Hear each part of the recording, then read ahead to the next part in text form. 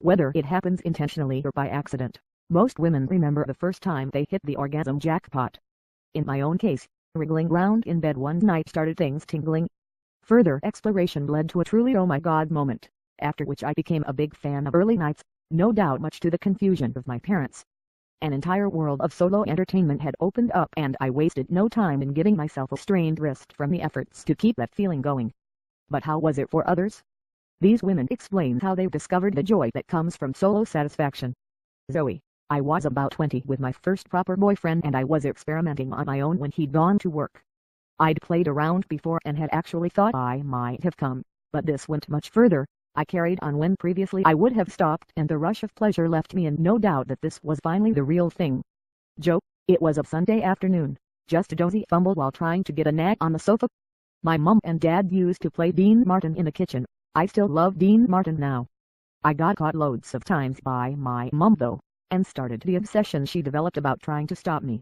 It turned into proper danger FAP territory and I demanded a lock on my bedroom door. Helen: mine was from sitting on a bumpy chair. I was sitting in a daydream, just kind of wriggling around. I tried to replicate it but it never happened that way again. Naomi: I used to have to climb the washing line post in our back garden in order to retie the line and I remember holding onto the top one day with my legs wrapped round it. I was trying to pull myself up when I got this amazing feeling. I didn't know what it was but my god did I keep doing it. I finally found out what it had been with a boyfriend who I'll always remember. Kitty: I was 17.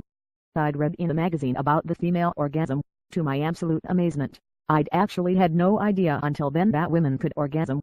So I had a go at strumming a tune and from that moment I've played many happy tunes on the Fandango. Ha. Jenny: sharing the room with my older sister throughout my teens didn't really help and even after I left home I didn't really fiddle that much. I had a couple of longish-term boyfriends but sex was never really that good, just due to lack of experience on both sides I reckon. After sex one night with my boyfriend, I had an orgasm in my sleep. I soon learned how to recognize the sensations building up to orgasm and figured out how to make myself come, but sexually I was still quite reserved, or rather I was too embarrassed to say what I wanted or what felt good. It wasn't until my first marriage, when I was 22, that I experienced an orgasm during sex. He was pretty experienced and soon figured out what turned me on. And I've never looked back. I've been with my present husband for years now and sex is the best ever.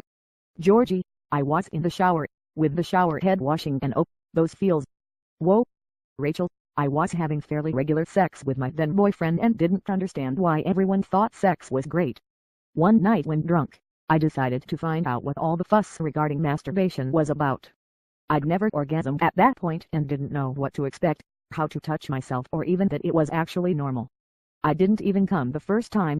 However, it can't have been that bad as I kept trying. I liked the release. It was a lift of pressure from life just for that short time and it's been an everyday habit ever since. It was in my 20s with my then husband. Honest to God, I thought I was having a heart attack.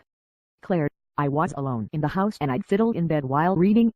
It made me feel calm and safe and tasted sweet. Of course I tasted it. I was curious. I had no idea what I was doing, really. I was just fiddling. I think my reading material may have helped, though. That was about the time I found Jackie Collins and Chili Cooper. Chrissy: I only had sex 3 times before I met my now husband when I was 23. Those 3 times, I felt absolutely nothing so I just avoided men like the plague. It took a while. Even when I met my husband, I always felt as though I was on the edge of something mind-blowing then it would just fade away. I orgasmed from oral and fingers and toys, but I knew it was different to the mind-blowing thing I was always a step away from. I just couldn't seem to let go. But when I eventually did, I screamed the house down. Sarah: I remember discovering I could avoid wetting myself by laying on my front and clenching my muscles rhythmically. After a few times, I would orgasm and the urge to wee was gone. Nowadays I have to make sure I don't need to wee first. Ha.